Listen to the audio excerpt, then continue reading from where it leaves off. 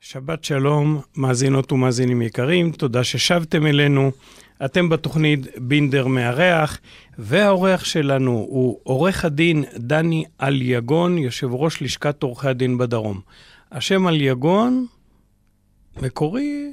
השם אליגון הוא שם מעוברת. סבא שלי, זיכרונו לברכה, יעקב, ישו, עברת את השם. יש סיפור מאחורי השם הזה. משפחה של סבא שלי, שהנאצים נכנסו לכפר שלהם, ריכזו את כולם במרכז, כמו שבאותה שיטה שהם נהגו הנאצים, הם ריכזו את האנשים במרכז הכפר, ושם הם החליטו לכנות כל אדם ואדם לפי ראות עיניהם, חלק הם כינו לפי המקצוע, חלק לפי המראה, וככל הנראה אבי סבי או מישהו מן המשפחה נראה להם מאוד מאוד עצוב, ואז הם קראו לו טראוריג, שהפירוש של זה עצב, וכשסבי הגיע לארץ, בשלב מסוים, אני יודע שזה לפני שאבי נולד, אבל דודי כבר היה בחיים, שינו את השם משפחה, סבא שלי שינה את השם משפחה מטראוריג לאליגון, בדיוק הפוך, כדי לשנות מן המצב. יפה, אליגון, שלא יהיה יגון. נכון. יפה, זה באמת שם ישראלי חמוד. מה גרם לך להיות מעורב בכל כך הרבה עשייה ציבורית? קודם כל, זה משהו באופי. הצורך לייצר עשייה ציבורית או לסייע לקהילה, זה משהו שבדם.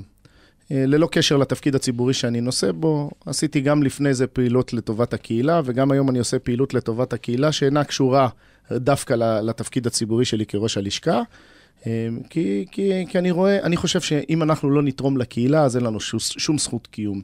העובדה שכל דבר יהיה רק לעניינים כספיים או לצרכים קפיטליסטיים, לא תייצר לנו מצב שבו אנחנו מסייעים באמת למי שצריך את הסיוע. ואני לא מדבר רק על החלשים, אני מדבר על הקהילה עצמה, אני מדבר על החינוך, אני מדבר על בתי הספר, אני מדבר על אוהדי הכדורגל, אני מדבר על המון פעילויות ציבוריות, שאני חושב שזה חלק בלתי נפרד מהעשייה הראשית. מה גרם לי להיכנס ללשכה? אני גם יכול להסביר. נחזור עוד לזה. המעורבות שלך בנושא הכדורגל החלה דווקא במהומות שהיו בקרב אוהדי הפועל באר שבע לפני כך וכך שנים. המעורבות הציבורית שלי בעניין הזה החלה אז. תמיד הייתי מעורב בכדורגל, אני אוהד של הפועל באר שבע המון שנים, שיחקתי, הבן שלי משחק שם. הפועל באר שבע מבחינתי תמיד הייתה גולת הכותרת מבחינת הכדורגל. יפה, כדי שנרשום לך פלוס, כי טוב, זה אחרת בעיה לראיין פה אנשים שאינם אוהבים את הפועל באר שבע. אני מסכים בעניין הזה. כן, אבל שהייתה את אותה פרשה ידועה של פרשת אזורי, ושהקהל מחה עם החולצות השחורות והכללות וכל מה שקרה אז, שזה בסופו של דבר הסתכם באותו אירוע מביך שהתרחש עם המאמן דאז גיא אזורי. יצא לי לשוחח עם ראש העיר, עם רוביק דנילוביץ', במיוחד בקשר עם דעת הקהל שהייתה בלתי סבירה כנגד אוהדי הפועל באר שבע וכנגד תושבי באר שבע ככלל. לצערי הרב התקשורת לא חסכה שבטים מאוהדי הפועל באר שבע ומבאר שבע בכלל, ויצא לנו לשוחח על כך, ואני סברתי שניתן לשקם את הדבר הזה על ידי יצירת אמון מחודש בין הקהל לבין עצמו ובין הקהל לבין הסביבה. אני מזכיר לך שאז אלונה גם התפטרה, והייתה אווירת נחיים בקבוצה, השחקנים, הביטחון העצמי שלהם היה נמוך מאוד, ואחרי אותו תרגיל של החולצות השחורות שלא עודדו אותם, והמצב היה מאוד לא נוח, ורוביק הרים את הכפפה כמו שרוביק יודע לעשות דברים, וערך איזשהו מפגש, הביא את כל ראשי ארגוני האוהדים, היו שם מספר ארגונים, זה לא כמו היום, היו שם גם את הקאמלס וגם את הקרייזי רד וגם את שער 2 וגם את הבלתי תלויים, היו שם 4-5 ארגונים, ואחרי שנפגשנו פעם אחת אצל רוביק, כינסתי את כולם למשרדי, וישבנו ימים, ופשוט כתבנו אמנה, עשינו פרויקט שנקרא אנחנו 10, היה לזה משמעות, אנחנו 10, זה אומר על כל אחד מאיתנו יש 10 אוהדים שתומכים, אנחנו 10, אנחנו עוזרים לקבוצה, אנחנו 10, אנחנו השחקן העשירי, השחקן העשירי מעבר ל-11. אבל המטרה הייתה לייצר מצב שבו, א', יהיה לנו קוד אתי, שאוהדי הכדורגל יחתמו עליו וירצו בעדו, ראשי ה... שמע, חל שינוי. אוהדי הפועל באר שבע היום שרים יותר מכל אוהדים של... אני לא מכיר קבוצות בארץ שיש להם קהל כזה נלהב, שר שירים כל כך יפים, בתאום. שער 5, שער 2, שורה. שער 6 גם מצטרף זה. כן, ואתה רואה משהו נוצר כאן, אני מקווה שתהיה לזה המשכיות באצטדיון החדש. אין ספק, ברגע שאתה מתחיל את הדבר הזה ומשריש התנהגות נאותה, אבל עדיין יש כמה דברים שאי אפשר לקבל אותם. יש כמה שירים, כמה אמירות שצריך לעקור, ואז תיפתח הדרך לכניסת נשים למגרשים. חייבים לראות בקהל נשים, כדי שהתרבות... אני חייב לומר לך, אורי, קודם כל אני רואה נשים. אני נמצא בווסרמין באופן קבוע, אני רואה יותר נשים בקהל ממה שראיתי בעבר. נכון, כי האווירה משתפרת. אני רואה יותר ילדים, האווירה השתפרה, השינוי נעשה כבר אז, ומאז אנחנו רק במגמת עלייה. אני חושב שגם אלונה השכילה להבין שצריך לשתף את ארגוני האוהדים, והיא חיבקה אותם, והארגונים חיבקו אותה בחזרה, והפעולות האלה יצרו מצב של לגיטימציה לאוהדים שמתנהגים בצורה נאותה. גם אוהדים בתוך הטריבונות עוצרים אוהדים אחרים שמתנהגים בדרך לא נאותה. עדיין יש שירים שהם שירי נאצה, לצערנו הרב זה השתרש בעולם הכדורגל, לא רק בהפועל באר שבע. הדברים הגסים, המילים הגסות, את זה צריך לעקור. אחרת לא תראה ילדים, ילדות, אי אפשר עם אני מסכים איתך, וכמו שאנחנו לא רואים במגרשי כדורסל שירי נאצה, אז היינו שמחים אם לא היינו רואים במגרש הכדורגל. זו תופעה ישראלית שצריך למגר. ובעניין הזה אנחנו תמיד מתקנים במה שקורה באירופה, אז בואו נתקנה במה שקורה בשם גם בעניין הזה, ואני מדבר על הקבוצות שמוקיעות התנהגויות בלתי ראויות, כי יש גם קבוצות אירופאיות שזה כאן. פעם ראית משחקים שפוצצו, ואלימות לא פשוטה. אבל עדיף לקחת את מה שטוב, לא את מה שרע. בוודאי, אנחנו בעד מה שטוב. בהחלט נעשו כאן דברים יפים. איך אתה מתארגן לאצטדיון החדש? איך אני מתארגן? מחכה בכיליון עיניים, לראות סוף סוף משחק באווירה נכונה. האווירה תמיד טובה, אבל זה לא וסרמיל. זה יהיה...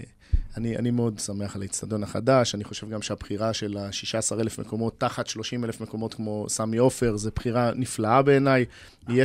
יש כאלה שלא אוהבים את זה, אבל אני בעד. לא. חייבים היו להשאיר פתח להגדלה.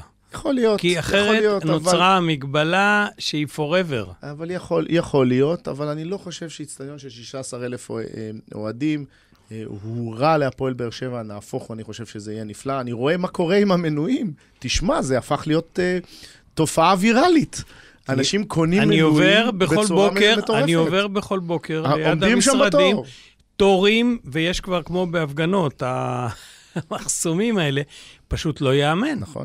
כל יום תורים ארוכים. אבל מצד שני, אתה רואה את הכמיהה של האוהדים. כן. אתה רואה את הרצון של האוהדים להיות חלק בלתי נפרד מתוך הנכס הלאומי הזה, אני אומר, הנכס הבאר שבעי הזה שנקרא הפועל באר שבע, שהיא חלק מאיתנו.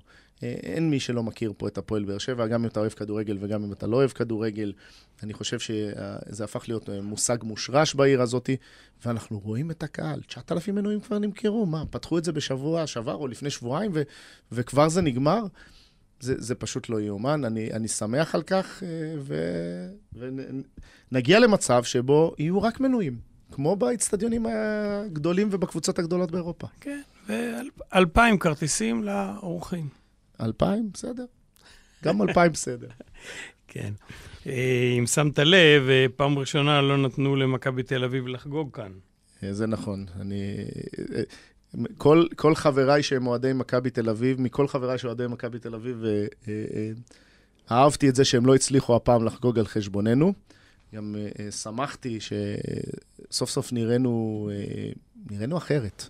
נראינו שאנחנו איננו מתבטלים בפניהם, היינו טובים מהם במרבית שלבי המשחק. זו הייתה פשוט חוויית צפייה. לצערי הרב, כמו רבים אחרים, הרגשתי שגנבו לנו את הניצחון. איך הבנתי שמוטי איווניר התבטא בטלוויזיה, שהוא אמר שאם מכבי יצאו מפה עם נקודה זה יהיה נס, כנראה שהוא צדק. ובסוף היה נס והם יצאו עם נקודה.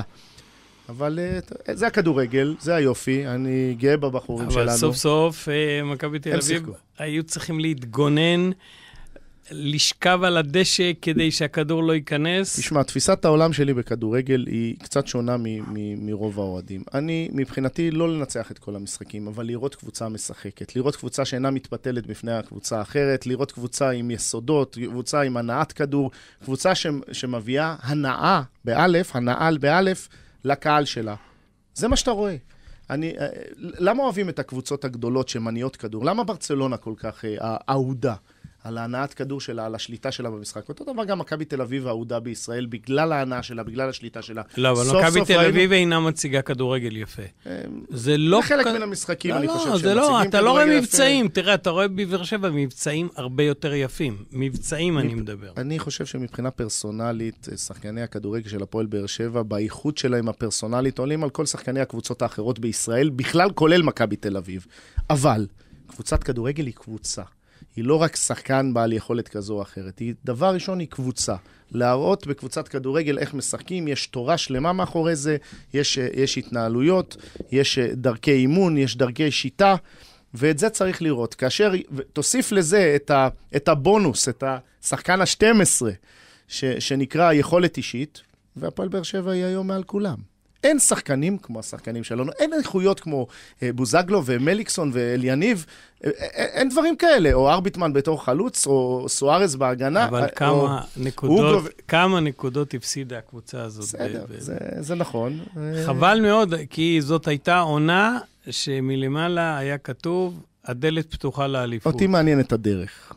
אותי לא מעניין את עונה אחת, אותי מעניין הדרך, אותי מעניין שאנחנו שנה שנייה ברציפות נמצאים בטופ, ושנמשיך להיות בטופ, וגם אם לא זכינו השנה באליפות, אז זה לא מה שמוביל אותי. אין קבוצה שלא חששה השנה מהפועל באר שבע. אני מסכים, אבל זה לא מה שצריך להניע אותנו. צריך להניע אותנו משחק טוב ומשחק יפה, וזה כיף שיש קבוצה שאנשים אוהבים להסתכל עליה. יש 5 תחנות בחיים שלך שאתה יכול למנות אותן כמעצבות, כמשפיעות על ההיסטוריה שלך, אולי על העתיד שלך? כן, אני יכול לחלק אותם לשלושה חלקים חיצוניים ו2 חלקים פנימיים.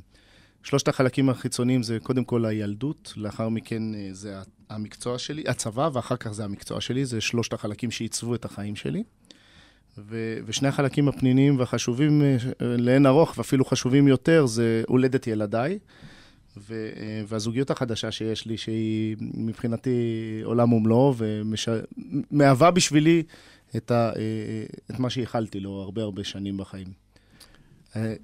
עם האישה החדשה נולדה לך תינוקת? נכון, יש לי 4 ילדים, 4 ילדים, 3 מאשתי הראשונה, יש לי ילדה רביעית מבת זוגי החדשה, מהילה. כולם נפלאים, אני כל חיי זה לילדים. זה מרגש, אתה כבר... כל הילדים זה מרגש. גם 3 ילדיי, אופרי, רום ורז, וגם עמית הקטנה, והדרך שבה הם מתנהלים אחד עם השני, הגישה שלהם לעמית, זה דבר שאני נפעם ממנו. אני בפעם הראשונה גם מתחבר לגיל מאוד מאוד צעיר, כי לצערי הרב, אצל 3 ילדיי הראשונים, בגילאים הצעירים פחות ראיתי או פחות התחברתי, הייתי עסוק מאוד בבנייה מסביב של העתיד שלהם. והיום אני רואה איך הילדה גודלת, אני רואה את היחס שלהם, זה פשוט מדהים, זה חוויה משותפת להיות איתם, עם 4, וכמובן עם הילה ועם דור, כולנו ביחד, זה משפחה גדולה אני רואה עורך דין פחות או יותר בוותק שלך, מלכיאלי, דן מלכיאלי. חבר, הפועל באר שבע. אוהד הפועל באר שבע, יוצא עם הילדים למשחקים, אני רואה משהו ביניכם משותף. זה נכון. אנחנו בעניין הזה, יש לנו הרבה דברים משותפים. אנחנו גם נהגנו לשבת אחד ליד השני במגרש הכדורגל עם הילדים. פשוט נועם עשתה על זה תחקיר, והיא עלתה על כל הרזולוציה הזאת. כל הרזולוציות האלה, אוקיי. כן, גם דן וגם אני מבלים הרבה מאוד עם הילדים בכל מה שקשור להובי של הילדים, וכמובן להובי המשותף שלנו. יוצא שזה גם הכדורגל, גם העיסוקים של הילדים עצמם שאנחנו מבלים איתם. זה לא רק הכדורגל, זה כדורגל. אצל דן יש גם כדורסל, אצלי יש גם ריקוד של אופרי והטרמפולינות של רז וכל מה שמסביב לזה, וכמובן הכדורגל של רום. אנחנו בזה, אנחנו בתוך זה, אנחנו נמצאים שם, אנחנו משבת לשבת, אנחנו מתקנים אחד את השני מה קורה, איפה שהבן שלו משחק ואיפה שרום משחק. זה כיף. תשמע, בשביל זה אנחנו חיים. אנחנו לא חיים בשביל לעבוד כל היום. אני אוהב את העבודה, אני לא אגיד לך שלא. אני אוהב את המקצוע שלי מאוד, אני נהנה מאוד להופיע בבתי משפט, אני נהנה מאוד בלחקור ולהשיג דברים חדשים, כי זה מקצוע מרתק בעניין הזה, יש שם יכולת אדירה. אני נהנה, אבל אני נהנה גם מצבא, ואני נהנה גם ממילואים, ואני עושה עד היום הרבה ימים מילואים בשנה, אתה יודע את זה. יצא פעמים רבות שניסית להשיג אותי והייתי במילואים. אני עושה הרבה ימי מילואים, אבל אני נהנה מזה. הפסקה קלה, ונשוב לשיחה עם עורך הדין דני אליגון, יושב ראש לשכת עורכי הדין בדרום. יישארו עמנו.